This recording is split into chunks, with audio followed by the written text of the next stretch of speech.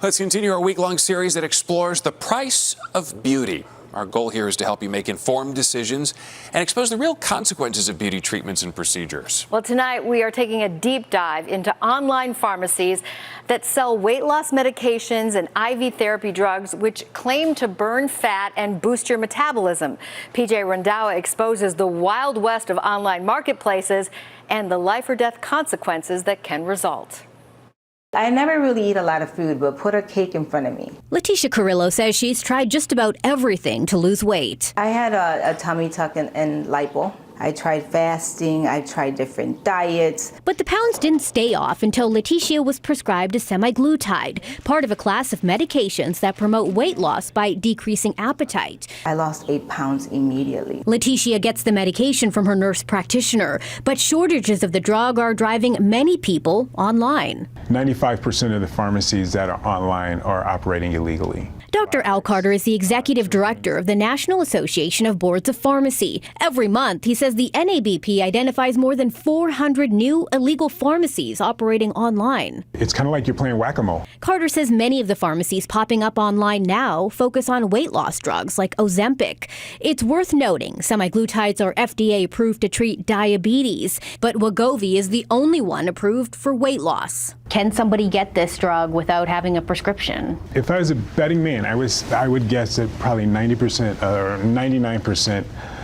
of the times you're getting this medication and you're getting it without prescription, it's not truly that medication. And that's what worries Carter the most. Remember, there's a well-publicized shortage of at least 2 of these drugs. So while many online pharmacies claim to offer FDA-approved medications for weight loss, Carter says they really might be selling compounded versions of the medication, which are not FDA-approved. You don't know how this drug is compounded. There are specific requirements from both federal and state requirements when it comes to compounding medications in a sterile environment to make sure there's no impurities. And this can be a matter of life or death. In 2012, a New England compounding pharmacy caused a meningitis outbreak that killed 64 people and severely injured nearly 800 all across the country.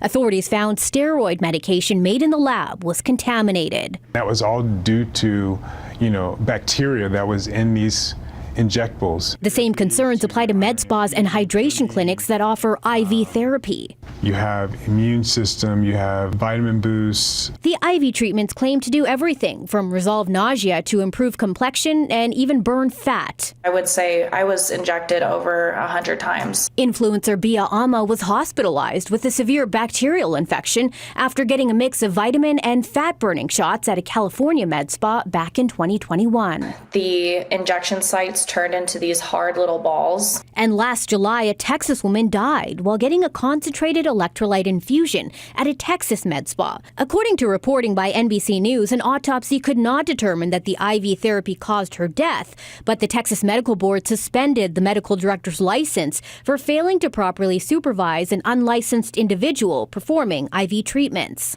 It's a sobering reminder to be skeptical, ask questions, and don't trust any pharmacies or med spas that make claims which can't be backed up by hard science.